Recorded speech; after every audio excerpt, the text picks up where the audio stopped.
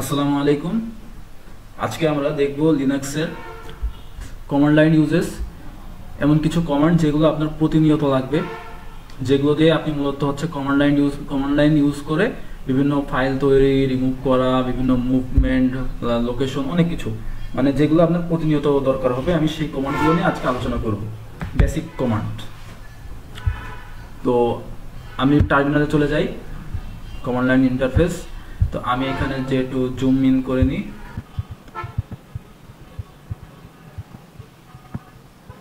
আমি শুরু করব হচ্ছে যেটা দিয়ে, আমি এখন কোন লোকেশনে আছে আমি দেখব কি করে। pwd প্রেজেন্ট ওয়ার্কিং ডিরেক্টরি, এখানে যদি আমি দিই তাহলে দেখবো যে আমি কোন ডিরেক্টরির মধ্যে আসলে আছি। আমি আছি হচ্ছে রুট ডিরেক্টরির মধ্যে, যে হোম ডিরেক্টরি আছে ওর মধ্যে যে ডার্কিল আছে, অর্থাৎ আমার যেই ইউজার নেম, মানে আমি যে ইউজার, আমার জন্য একটি ফোল্ডার তৈরি করা আছে, আমি ওইখানের মধ্যে রয়েছি আর কি। তো আমি হচ্ছে এখন যদি দিই যে PASSWD অর্থাৎ পাসওয়ার্ড, তাহলে কিন্তু আমি যে ইউজার হিসেবে রয়েছি এখন ডার্কিল, আমি এখানে কিন্তু আমার পাসওয়ার্ডটা চেঞ্জ করে ফেলতে পারবো। এটা জাস্ট মনে রাখবেন, আপনারা যদি কখনো পাসওয়ার্ড চেঞ্জ করতে চান তাহলে এখানে কারেন্ট পাসওয়ার্ড দেবেন, তারপরে আপনার নিউ পাসওয়ার্ড আসবে, ওইখানে প্রেস করলে আপনার হচ্ছে হয়ে যাবে। যাই হোক, আমি এটা এখন করবো না, হচ্ছে Ctrl+C দিয়ে দিই। আচ্ছা, Ctrl+C দিয়ে দিই। ওকে, তাহলে আমি যদি এবার আমি এখন যেটা দেখবো সেটা হচ্ছে হু এম আই। ঠিক আছে, আমি হচ্ছে এখন কোন ইউজার হিসেবে আমি মূলত চালাচ্ছি, এটা যদি আমি দেখতে চাই তাহলে হু এম আই ডার্কিল, এই নামটা, এই ইউজার নেমের যেই অ্যাকাউন্ট, আমি ওইটা দিয়ে এখন চালাচ্ছি। এখন যদি আমি লিখি pseudo who am I, pseudo use করি কখন, যখন আমি হচ্ছে রুট ইউজার হিসেবে ইউজ করি। ঠিক আছে, মানে সুডো ইউজ করলাম মানে কি, আমি এখন রুট ইউজার। তাহলে আমি যখন এটা দিই তাহলে দেখবো যে আমার পাসওয়ার্ড চাবে, পাসওয়ার্ড দিয়ে দিলাম। দেখেন আমার দেখাচ্ছে হচ্ছে কি রুট। অথবা আমি যদি সুডো সুইচ ইউজার দিই এবং এখানে যদি আমি রুট ইউজার হিসেবে যখন থাকবো তখন যদি আমি দিই হু এম আই, তখন দেখাবে রুট। কারণ আমি যদি এক্সিট ইউজ করি তাহলে কিন্তু আমার এই রুট থেকে আবার নর্মালে চলে যাবে, আবার যদি এক্সিট ইউজ করি তাহলে কিন্তু আমার টার্মিনালটাই কাট হয়ে যাবে। আচ্ছা, তাইলে আমি এখন যেটা দেখবো সেটা হচ্ছে ম্যান। আর আপনারা যদি ইউজার চেঞ্জ করতে চান, অর্থাৎ আপনি অন্য কোনো ইউজার হিসেবে অপারেট করবেন, বা অন্য ইউজার হিসেবে আপনি হচ্ছে সিস্টেমটা চালাবেন, তখন আপনি কিন্তু অ্যাড ইউজার, এটা আমি গত ভিডিওতে দেখিয়েছি তাই আজকে আর দেখাচ্ছি না, তখন আপনি অ্যাড ইউজার কমান্ড ইউজ করে কিন্তু করা যায়। অ্যাড ইউজার দিয়ে আপনার যেই নতুন ইউজারের নাম ওইটা দিবেন, দেওয়ার পরে আপনার পাসওয়ার্ড বিভিন্ন ইনফরমেশন চাবে, তারপরে আপনার কিন্তু নতুন ইউজার তৈরি হয়ে যাবে। তো এটা আমি গত ভিডিওতে দেখাইছিলাম। আমরা এখন সরাসরি যেটাই চলে যাব সেটা হচ্ছে ম্যান, MAN, এর পুনরূপ হচ্ছে আপনার ম্যানুয়াল। তো এই কমান্ডের কাজ কি, সেটা হচ্ছে আপনার বিভিন্ন যে কমান্ড আছে বা টুলস আছে সেইগুলোর হচ্ছে আপনার ডেসক্রিপশন, অর্থাৎ সেগুলোর ম্যানুয়াল পেজটা আপনাকে দেখাবে, অর্থাৎ সেখানে কি কি ফাংশনালিটি আছে, কি কি কাজ আপনি করতে পারবেন।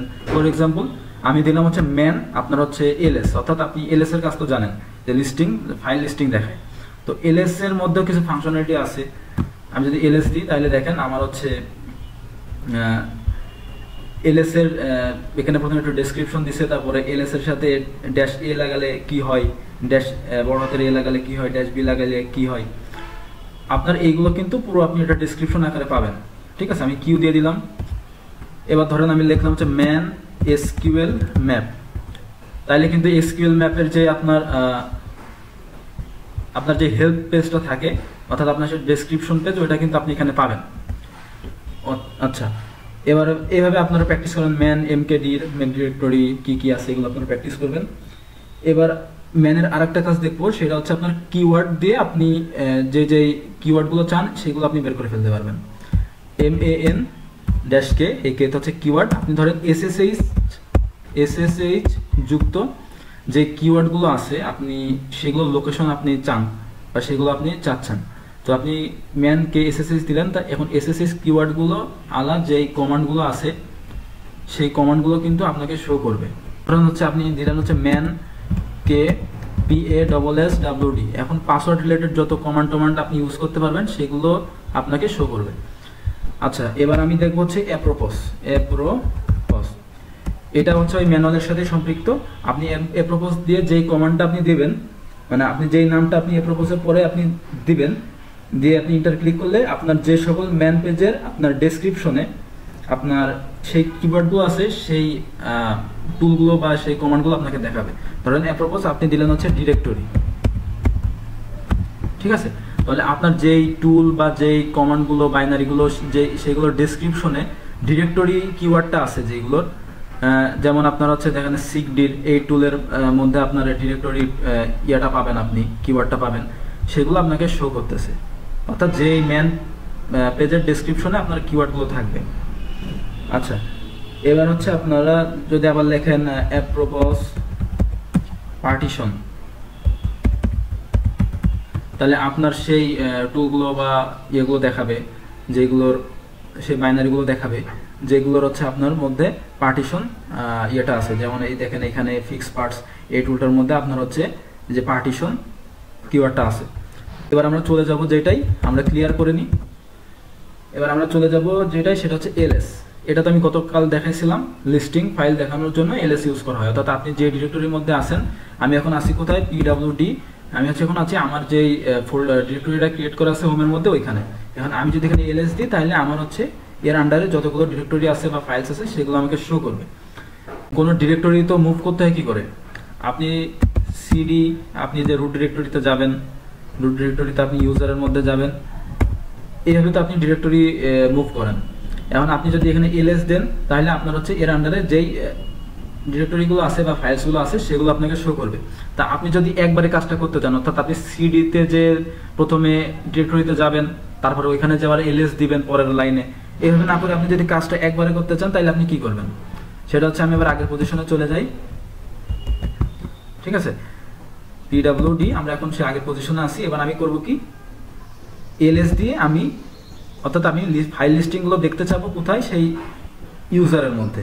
আমি রুটে চলে গেলাম, রুটে যাওয়ার পরে ওইখানে ইউজার যেটা আছে ওইটার মধ্যে চলে গেলাম। যার পরে আমি যদি একবার এটা ক্লিক করি, তাহলে আমি ওইখানে কিন্তু দেখতে পারবো। ঠিক আছে, আমি ওইখানে কি কি ফাইলগুলো আছে ওগুলো দেখতে পারবো। বা আপনি যদি এলএস দিয়ে আপনি ধরেন ইটিসির মধ্যে আপনার এসএসএইচ এর যেই কনফিগারেশন ফাইল বা যে ফাইলগুলো আছে ওইগুলো আপনি লিস্ট আকারে দেখতে চান, তাহলে আপনি ডাইরেক্ট এইভাবে লিখে দিতে পারেন, আপনার সিডি দিয়ে চেঞ্জ করতে হবে না। এই যে এখানে পেয়ে গেলাম।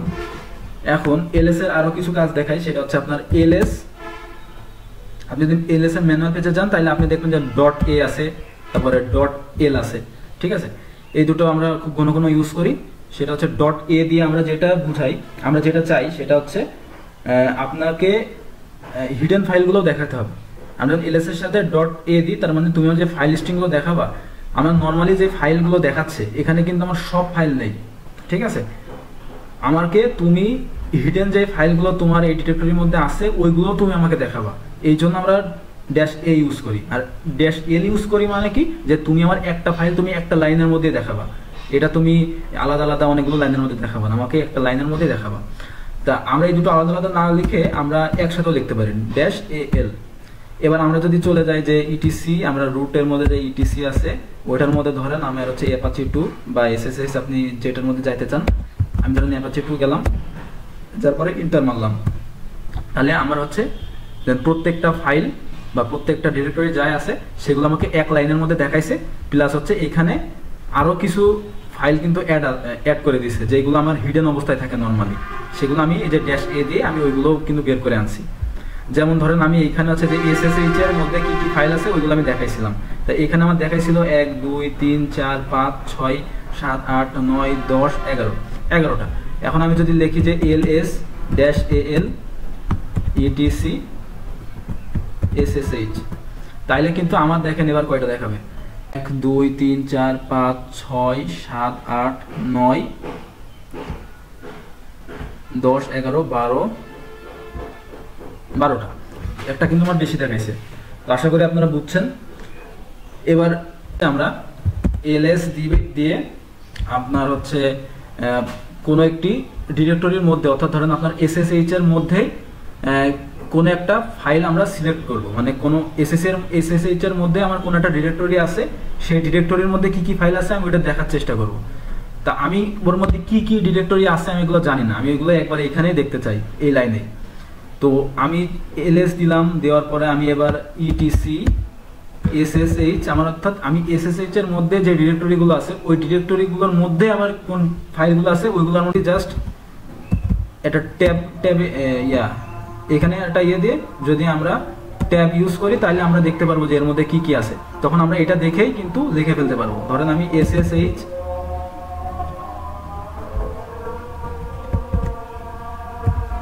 config.d দিলাম, তাহলে আমার এর মধ্যে যে এই ডিরেক্টরিটা আছে ওটা আমাকে লিস্ট আকারে দেখালো। এবার ধরেন হচ্ছে আমি সিডি দিয়ে আমি ধরেন এখানে ডি দিয়ে কি আছে আমি জানি না, ঠিক আছে, আমার এখানে অলরেডি চলে আসছে কিন্তু আমি ধরেন এটা জানি না, আর ট্যাব দিলাম, দেওয়ার পরে আমার ডি দিয়ে যা যা আছে আমার এগুলো কিন্তু শো করছে, তখন আমি এখান থেকে ইজিলি ডেস্কটপ লিখে কিন্তু আমি এটার মধ্যে ঢুকে যেতে পারি, আমার এলএস দিয়ে আলাদা করে কিন্তু দেখা লাগছে না, ঠিক আছে। তাইলে আশা করি বুঝছেন। এবার আমরা যেটা দেখবো, আমি এবার দেখবো যেটা সেটা হচ্ছে মেক ডিরেক্টরি, অর্থাৎ আমি কোনো একটা ডিরেক্টরি মেক করে দেখাবো। আমি হচ্ছে এখানে এলএস এ যাই, দেখেন এখানে কিন্তু আমার কয়টা ডিরেক্টরি আছে, 8টা। তো আমি এখানে নতুন একটি ডিরেক্টরি বানাতে চাই, অর্থাৎ নতুন একটি ফোল্ডার বানাতে চাই। তো এটার জন্য আমি কি করব, mkdir মেক ডিরেক্টরি দিয়ে আমি লিখবো যে এই ফোল্ডারটা বানাতে চাই এ ব্রেইনসেক, এটা আমি লিখলাম। লেখার পরে কিন্তু আমার ইজিলি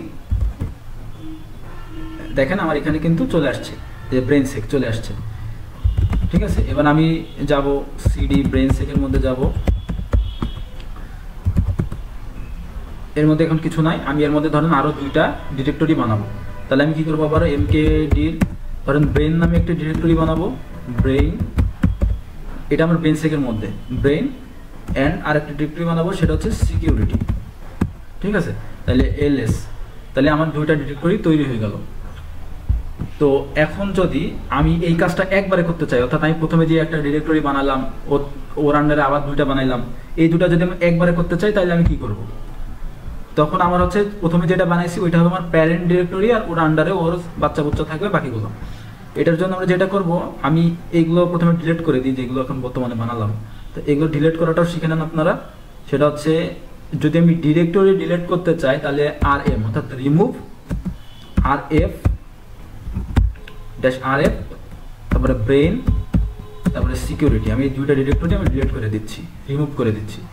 কিন্তু আপনারা যদি ফাইল, অর্থাৎ কোনো টেক্সট ফাইল বা কোনো ফাইল, কনফিগ ফাইল কিছু যদি ডিলিট করতে চান তাহলে তখন কিন্তু আপনাকে এই -rf দেওয়া লাগবে না, আপনার -rf দেওয়া লাগবে যদি আপনি শুধু ডিরেক্টরি ডিলিট করতে চান, অর্থাৎ ফোল্ডার, ফাইলের ক্ষেত্রে না। তাইলে দেখেন আমার ওইটা ডিলিট হয়ে গেছে। এবার আমি যদি আবার ব্যাকে যাই, আমার হচ্ছে এখানে দেখেন ব্রেইনসেক, এটা আমি আবার ডিলিট করতে চাই, তাহলে হচ্ছে আবার কি দেবো, rm rf ব্রেইনসেক ls, তাহলে আমার ডিলিট হয়ে গেল। এবার আমি যে ডিরেক্টরিগুলো বানালাম ওইগুলো আমি এবার একবারে বানাবো, ঠিক আছে। তো ওইটার জন্য আমি কি করব, সেটা হচ্ছে আপনার mkdir, এবং আমার একটি এই কমান্ডের সাথে -p যুক্ত করবো। -p অর্থাৎ আমি এখানে প্যারেন্ট ডিরেক্টরি যেহেতু ইউজ করবো সেজন্য আমি -p দিলাম, p হচ্ছে প্যারেন্ট। তো আমার প্যারেন্ট ডিরেক্টরিটা হবে হচ্ছে ব্রেইনসেক, এবং এর আন্ডারে আমি আবার ধরেন 3টা ডিরেক্টরি আমি বানাবো। একটা ডিরেক্টরি তো হইলো, এর আন্ডারে আমি 3টা ডিরেক্টরি বানাবো। তো ওইগুলো ধরেন একটা হচ্ছে ব্রেইন, একটা ধরেন হচ্ছে আপনার সেক, একটা হচ্ছে আপনার ধরেন সাইবার, ঠিক আছে, হয়ে গেল। এবার আমি যদি দিই তাহলে এবার ls দিলাম, দেখেন আমার ব্রেইনসেক তৈরি হয়ে গেছে। এবার আবার এটার মধ্যে যাই, দেখেন এটার মধ্যে আবার 3টা তৈরি হয়ে গেছে, ঠিক আছে। তাহলে আপনারা হচ্ছে মেক ডিরেক্টরির কাজ শিখলেন, বা যেটা দেখাবো সেটা হচ্ছে কোনো ফাইল বা টুল খুঁজে বের করা। আপনি তো জানেন না কোন ডিরেক্টরির মধ্যে কোন ফাইল আছে, কোন ডিরেক্টরির মধ্যে কোন টুল আছে, এগুলো তো আপনি জানেন না। তো এটা হচ্ছে আমি এখন দেখাবো কি করে বের করতে হয়। তো এর হচ্ছে 2টা নিয়ম আমি দেখাবো। তার মধ্যে প্রথমটা দেখাই, সেটা হচ্ছে আপনি লোকেট নামে একটা কমান্ড আছে, এটাতে আপনি কোন লোকেশনে আছে আপনার টুল সেটা আপনি বের করতে পারেন। তো এটা আপনার দেখবেন যে মাঝে মাঝে হচ্ছে না, তো ওইটার জন্য আপনার যেটা করতে হবে sudo update db দিয়ে দেবেন, অর্থাৎ ডাটাবেজ আপডেট দিয়ে দেবেন, sudo update db। এটা দেওয়ার পরে আপনার হচ্ছে পাসওয়ার্ড চাবে,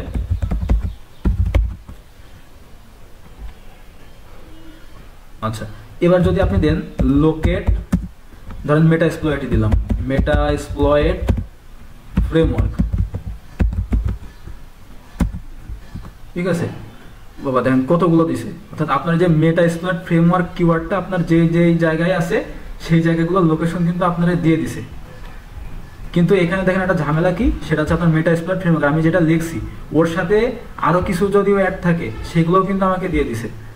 মানে মেটা এক্সপ্লয়েট ফ্রেমওয়ার্কে এই ডিরেক্টরির মধ্যে আরও যে যে ফাইল বা ডিরেক্টরি আছে সেইগুলোর লোকেশনও কিন্তু আমাকে দিয়ে দিছে, কিন্তু আমি চাচ্ছি শুধু মেটা এক্সপ্লয়েট ফ্রেমওয়ার্কের, আমার তো এত কিছু দরকার নাই। তো এটার জন্য আমি কি করব, তো এটার জন্য আমরা আরেকটা ট্রিক ইউজ করবো, সেটা হচ্ছে লোকেট। আমি মেটা এক্সপ্লয়েট ফ্রেমওয়ার্ক এই কিওয়ার্ডটার সামনে একটা স্টার অ্যাড করে দেবো। এবার লাগবে আমার হচ্ছে মেটা এক্সপ্লয়েট ফ্রেমওয়ার্ক। এবার যদি আমি দিই দেখেন আমার হচ্ছে একদম খাঁটি মেটা এক্সপ্লয়েট ফ্রেমওয়ার্ক জায়গা জিনিসটা যেখানে আছে আমার শুধু সেটাই দেখাবে, ওর পরে কি কি আছে আমি তো এগুলো চাই না, আমার মেনলি এন্ড পয়েন্ট লাগবে হচ্ছে এটা। তাইলে বুঝলেন। এবার আরেকভাবে আমরা এই জিনিসটা বের করব, সেটা হচ্ছে আপনারা ফাইন্ড টুলের মাধ্যমে, ঠিক আছে, ফাইন্ড কমান্ডের মাধ্যমে, এটার মাধ্যমে আমরা বের করতে পারি যে কোন টুল কোন পাথে আছে, ওই লোকেশনটা আমরা জানতে পারি। তো এটার জন্য আমরা হচ্ছে রুট পারমিশন লাগবে, সেই জন্য আমরা সুডো ইউজ করবো প্রথমে। সুডোর পরে এবার আমরা দেবো হচ্ছে ফাইন্ড, এবার একটি স্ল্যাশ দিব, দেওয়ার পরে নেম। এবার আপনি যে নামটা অর্থাৎ যে কিওয়ার্ডটা আপনি সার্চ করবেন সেটা হচ্ছে আপনি দেবেন। আমি দিলাম হচ্ছে মেটা এক্সপ্লয়েট ফ্রেমওয়ার্ক। দেখেন আমার কিন্তু দিয়ে দিছে, মেটা এক্সপ্লয়েট ফ্রেমওয়ার্কটা কোথায় আছে আমার দিয়ে দিছে। এবার ধরেন আমি দেব হচ্ছে সুডো ফাইন্ড নেম SSH, তাহলে দেখেন আমার SSH যেখানে যেখানে আছে আমার সব কিন্তু দিয়ে দিছে। এবার আমি যেটা দেখাবো সেটা হচ্ছে আপনার এক্সপোর্ট একটি কমান্ড, সেটা দেখাবো।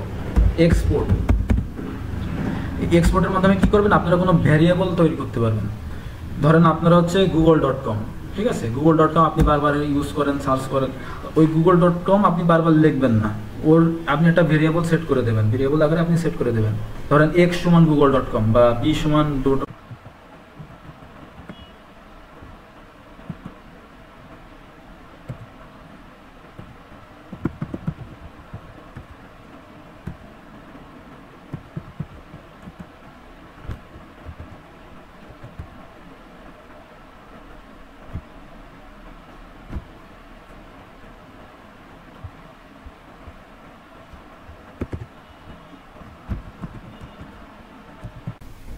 এবার আমরা খুবই গুরুত্বপূর্ণ একটি কমান্ড দেখব, সেটা হচ্ছে হিস্ট্রি। এটা যদি যাই, এটা হচ্ছে আপনি যতগুলো কমান্ড ইউজ করেছেন এই পর্যন্ত সেগুলো কিন্তু আপনার দেখাবে, ঠিক আছে। দেখেন আমার কিন্তু মানে প্রচুর কমান্ড ইউজ করা হয়ে গেছে, 395, ঠিক আছে। আমার কিন্তু সব কমান্ডগুলো আপনার এখানে দেখাচ্ছে, অর্থাৎ আপনি কোনো কমান্ড দিচ্ছেন, আপনি কমান্ডটা আবার দিতে চান কিন্তু আপনার কমান্ডটা মনে নাই, তখন আপনি কিন্তু যে হিস্টোরি লিখে আপনি ওইটা কিন্তু সুন্দর মতো পেয়ে যেতে পারেন, ঠিক আছে। তো আমি একদম লাস্ট যে কমান্ডটা দিছি সেটা কি, এই দেখেন আমি একদম লাস্ট যেটা কমান্ডটা দিছি সেটা হচ্ছে যে ক্লিয়ার, তার আগে দিছি যে পিং -x। এখন এইখানে আপনার আরেকটা জিনিস শিখায় রাখি, সেটা ধরেন আপনি ধরেন হচ্ছে এই কমান্ডটা দিতে চান, ঠিক আছে, এই কমান্ডটা আবার লিখতে চান, তো আপনি তো এখান থেকে কপি করে আপনার লেখার প্রয়োজন নাই, আপনি জাস্ট যে 382 নাম্বার কমান্ড না, এটা কি করবেন, একটা জিজ্ঞাসা বিস্ময়সূচক চিহ্ন দিবেন, দেওয়ার পরে আপনি লিখবেন যে 382, যে এন্টার দিবেন, দেখেন আপনার কমান্ডটা কিন্তু চলে আসছে। এবার আপনি এখানে ক্লিক করে যে ডিরেক্টরি বানাবেন বা যা করেন। তো এই হচ্ছে আপনার হিস্টোরি এর কাজ। এবার হচ্ছে আপনার খুবই গুরুত্বপূর্ণ একটি টপিক দেখাবো, সেটা হচ্ছে পাইপিং অ্যান্ড রিডাইরেক্টিং, ঠিক আছে। আপনারা হচ্ছে একাধিক কমান্ডের মধ্যে পাইপিং করতে পারেন, অর্থাৎ আমি তো এতক্ষণ দেখে আসছি যে একটা কমান্ড আপনি একবারই দিচ্ছেন, ঠিক আছে, আপনি যে এই লাইনের মধ্যে আপনি একটা কমান্ডই দিচ্ছেন, কিন্তু আমরা পাইপিং এর মাধ্যমে এবং রিডাইরেক্টিং এর মাধ্যমে কিন্তু একাধিক কমান্ড ইউজ করতে পারি। তো প্রথমে আমি পাইপিং দেখাই। আচ্ছা, আমি হচ্ছে রিডাইরেক্টিং থেকে শুরু করি। ধরেন হচ্ছে আপনার ইকো, এটা হচ্ছে ব্যাশ স্ক্রিপ্টিং এর জন্য ইউজ করা হয় ইকো। আমি এখানে ধরেন এটা কিছু লিখলাম যে my YouTube channel name is Brainsec, এটা আমি হচ্ছে লিখলাম। লেখার পরে আমি ধরেন এইটা হচ্ছে রিডাইরেক্টিং করবো, অর্থাৎ আমি এইটা একটা টেক্সট ফাইলের মধ্যে ঢুকাই দেবো। তো এটার জন্য আমার এই যে এই রিডাইরেকশনাল চিহ্নটা দিলাম, দেওয়ার পরে এবার আমি লিখবো কি, ধরেন ব্রেন ডট টিএক্সটি, এই ফাইলের মধ্যে আমি এটাকে সংরক্ষণ করতে চাই, চলে আসলো। এবার আমি যদি এলএস দিই তাহলে দেখেন আমার হচ্ছে ব্রেন ডট টিএক্সটি নামে একটি ফাইল তৈরি হয়ে গেছে। আমি যদি ক্যাট দিই, ক্যাট, অর্থাৎ আমি ফাইলটার মধ্যে কি আছে দেখতে চাই, ব্রেন ডট টিএক্সটি, তাহলে দেখেন আমার হচ্ছে ওর মধ্যে আমি যে টেক্সটটা লিখছিলাম ওইটা কিন্তু চলে আসছে। এবার ধরেন আমি হচ্ছে আবার লিখতে চাই যে ইকো, ধরেন মাই নেম ইজ ব্লা ব্লা, ঠিক আছে। তো আমি ধরেন এটা হচ্ছে আবার এর মধ্যে ঢুকাইতে চাই, ঠিক আছে, কিন্তু আমি এটা হচ্ছে আবার হচ্ছে এই ব্রেন ডট টিএক্সটির মধ্যে ঢুকাইতে চাই। কিন্তু আমি যদি নর্মালি আবার এরকম করে ব্রেন ডট টিএক্সটি আবার লিখি তাইলে কিন্তু আমার আগের টেক্সটটা কেটে যাবে, যে আগে যেটা আমি লিখছিলাম ওইটা কেটে যেয়ে তারপরে কিন্তু ওইটার জায়গায় এটা রিপ্লেস হয়ে যাবে, প্রতিস্থাপন হয়ে যাবে।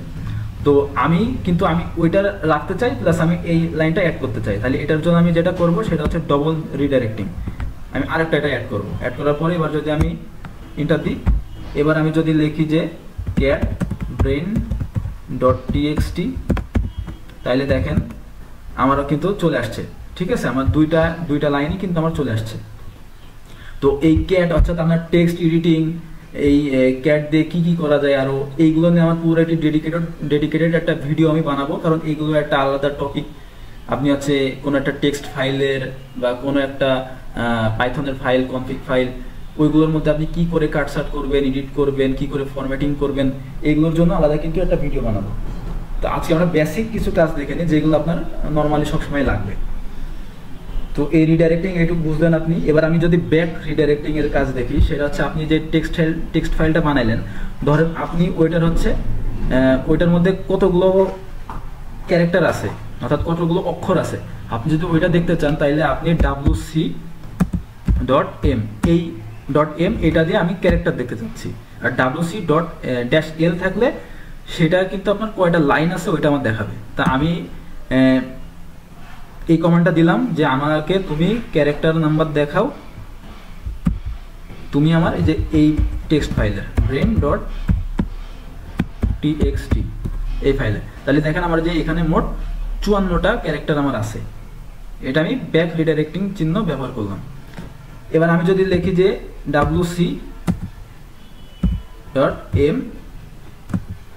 বা আমি যদি এল লিখি, যে লাইন আমার দেখাইতে হবে, আমি ধরেন আর একটা ফাইল করব, যে আমি ধরেন চলে গেলাম সেই ইউজারের মধ্যে, বা আমি ধরেন চলে গেলাম ইটিসির মধ্যে চলে গেলাম, ধরে 5wd, অর্থাৎ এই ফাইলের মধ্যে কয়টা লাইন আছে আমার এটা দেখাইতে হবে। তো আমি যদি ইন্টারক্লেপ করি তাহলে আমার হচ্ছে মোট 60টা লাইন আছে, ঠিক আছে। আপনারা গুনে দেখবেন যে এখানে 60টা লাইনই আছে। তো এইভাবে কিন্তু আমরা এই চিহ্নটা ইউজ করে অনেকগুলো কমান্ড একসাথে দিতে পারি। তো আপনারা হচ্ছে এটা শিখলেন। এবার আসি হচ্ছে পাইপিং এর কাজ। পাইপিং এর কাজ হচ্ছে আপনার ধরেন ক্যাট ব্রেন ডট টিএক্সটি, এটার সাথে আপনি একটি কমান্ড পাইপ করবেন, মানে একটা কমান্ড আপনি অ্যাড করবেন। তো ওইটার জন্য আপনার এটা ইউজ হয়। তাহলে ব্রেন ডট টিএক্সটি, এবার আপনি ধরেন এই ব্রেন ডট টিএক্সটিটা আপনি ওপেন করলেন, মানে আপনি ক্যাট দিয়ে ব্রেন ডট টিএক্সটি ফাইলটা ওপেন করলেন। ওপেন করার পরে এবার আপনি ওইখানে দেখতে চাচ্ছেন যে আপনার ওইখানে কয়টা ক্যারেক্টার আছে, ওইটার জন্য আপনি আবার একটা কমান্ড দিয়ে দিলেন। অর্থাৎ আপনি এখানে দুইটা কমান্ড, ক্যাট এবং wc, এই দুইটা কমান্ড আপনি একসাথে ইউজ করছেন, এর জন্য আপনি পাইপ ইউজ করছেন। করার পরে দেখেন আপনার এখানে দেখাবে যে আগের মতো 54।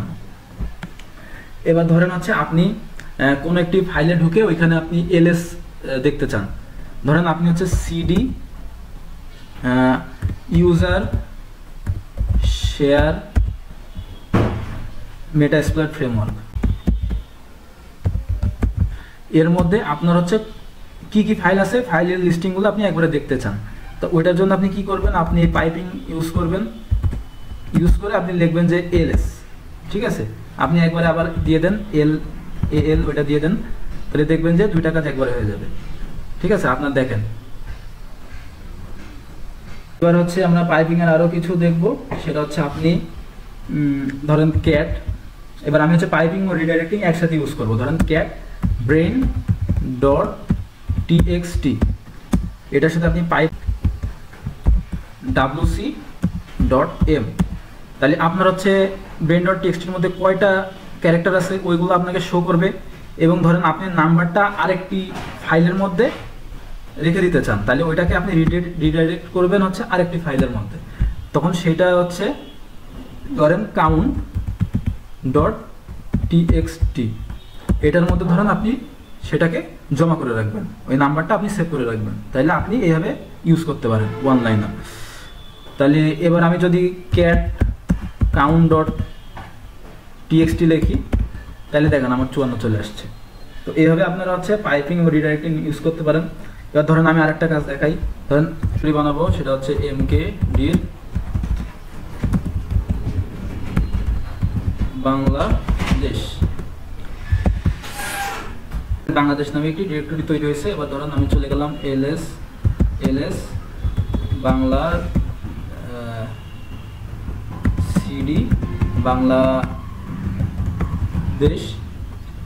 যাওয়ার পরে এবার এখানে আমার কিছু নেই। এখন এখানে আমি কয়েকটা কাজ একবারে করব, ঠিক আছে। আমি ধরেন প্রথমে একটি টেক্সট ফাইল বানাবো।